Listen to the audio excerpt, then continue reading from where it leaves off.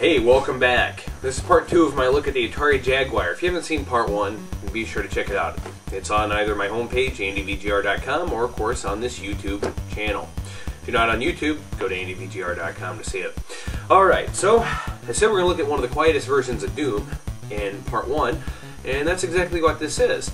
Now, before we get into it, I noticed something interesting on the back of the box. I find it quite funny. The back of this Jaguar box has 3 languages on it. And the German says Bloodbatten in der Hole. Yeah, because that's right where we're going to bend over and take it, knowing it's a Jaguar game. Right in der Hole. So yeah, we're going to probably be taking it right in der Hole, as you can tell. Alright, so I said it's the quietest version of Doom. Why is that? Well, there's no music. Yeah, that's right. You know, even, SNES had some music in it. The PC version had music in it. The 32X version had crappy music, but it was music nonetheless. And once again, I don't have a single overlay for this game at all. It just happens to happen that way. And there is something neat about it, though. It is network 2-player capable, so that's kind of neat. If you want to deathmatch with a friend, yeah, that's kind of rare at the time. Think about it. Hooking up 2 consoles together early then on, I mean, it just didn't happen. It happens every day now. It just didn't happen that much then. So, since this game doesn't have music, we're going to supply our own music.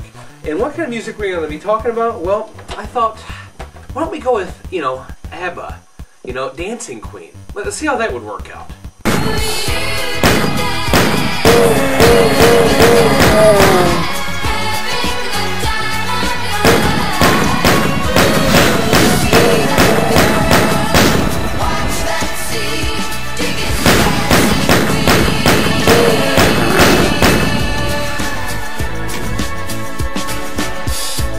Or heck, we could even have, since this is supposed to be a silent game, let's have The Sounds of Silence with Simon and Garfunkel. Or how about Don't Turn Out the Lights by Enrique Iglesias?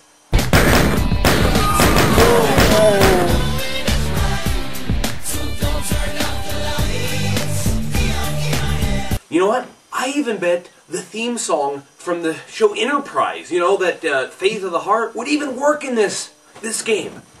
No, they're not.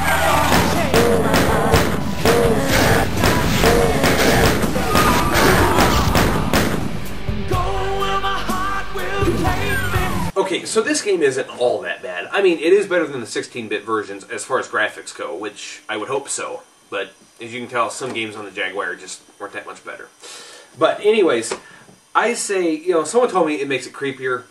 No, it just makes it boring to me. So I say, it's time to do this game of Smackdown. And to the developers, I say... Semper Fi, mother...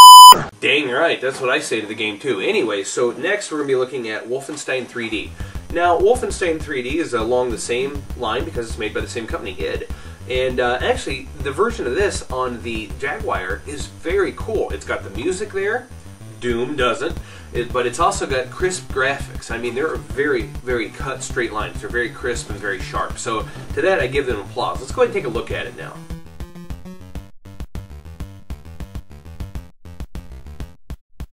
Well, what can I actually say about this game? It's just, basic Wolfenstein 3D for the Atari Jaguar.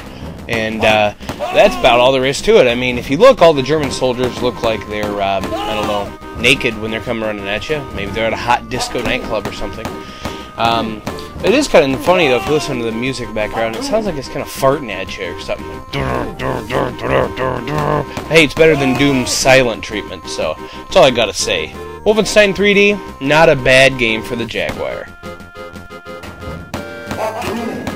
Alright, so after looking at Wolfenstein and, killing Hitler for the umpteenth time, like we haven't in any other video game, let's go ahead and look at Kasumi Ninja. If there was ever a racist stereotypical game, that's this one. Everybody talks, but they have an Asian accent. It sounds like you're watching an old Charlie Chan movie or something. It gets very old, very boring, and the graphics are just horrible. Let's go ahead and take a look at it now. Alright, let's go ahead and pop in old Kasumi Crapper and get this game going on. Okay, I'm going to talk about Kasumi Ninja longer than I did Wolfenstein 3D. And The reason is, I mean, how much more could I say about Wolfenstein 3D? If you don't know what that is, go get someone else's help. I'm not going to help you.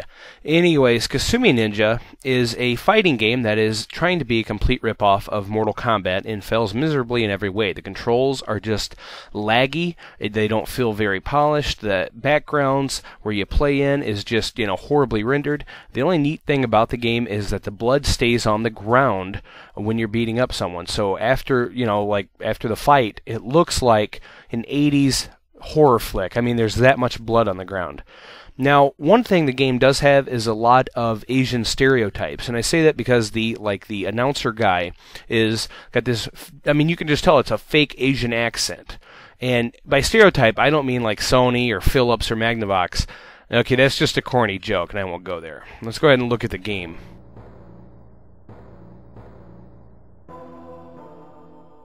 Select your fighter. Okay, what you're looking at right now is actually the character selection screen. I'm not kidding you. I didn't slow the footage down, and this isn't some 3D first-person shooter that I slid in on you. This is how you choose your game in Kasumi Ninja. Thing of it is, it's really laggy, and you can only tell who your fighter is once you walk up to the statues and you push the buttons on them.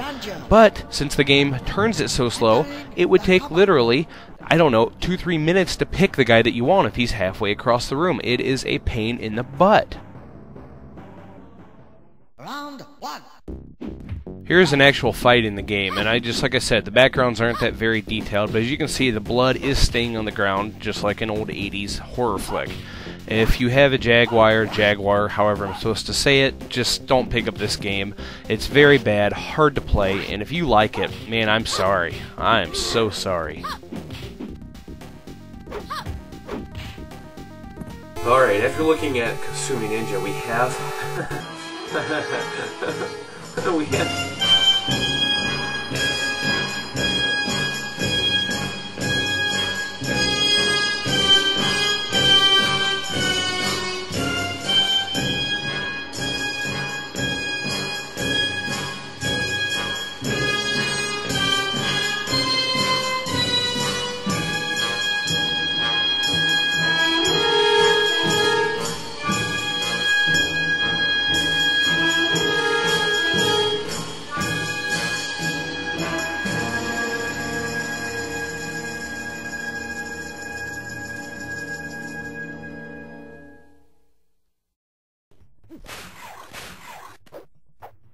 If you've been watching my videos for a while, you know how I've talked about Pitfall, the Mayan adventure, and how it came out on every single system under the sun. Well, guess what? The Jaguar was not spared this horrific game. Now, just by looking at the first level alone, it seems to be no different than its 16-bit counterparts. Just seems like another way for Activision to port this horrific game over and slave even more people into playing it. I'm sorry, Pitfall Harry, but we're not going to go into the jungle on this show today. Anyways, this is Andy with the Atari Jaguar, however I'm supposed to say it, Part 2 review, and good gaming, everybody.